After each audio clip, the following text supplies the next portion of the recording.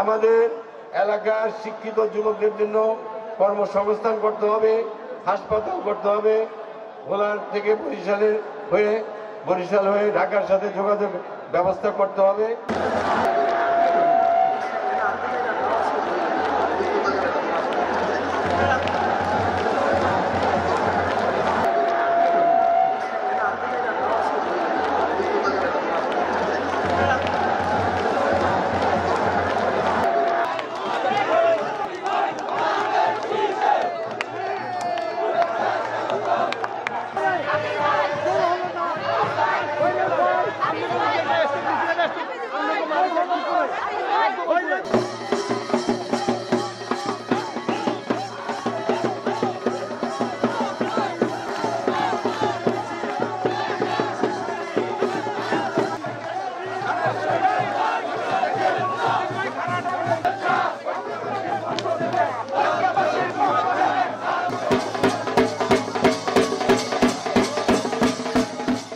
আমাদের এলাকার শিক্ষিত যুবকদের জন্য কর্মসংস্থান করতে হবে, হাসপাতাল করতে হবে, ভোলার থেকে বরিশাল হয়ে ঢাকার সাথে যোগাযোগ ব্যবস্থা করতে হবে।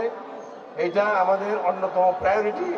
আমরা ভোলার যারা আল্লাহ চাইতে এমপি নির্বাচিত হব, আমরা সবাই সম্মিলিতভাবে আমাদের নির্বাচনের পরে আমাদের প্রধান স্লোগান হবে মাদক মুক্ত বরানগঞ্জ উপজেলা, মাদক মুক্ত বরানগঞ্জ উপজেলা। তিনি যেই হন, যত বড় ক্ষমতারী অধিকারী হন, তাকে আইন আমলে নিয়ে তার বিচার করা হবে। প্রিয় ভাইয়েরা,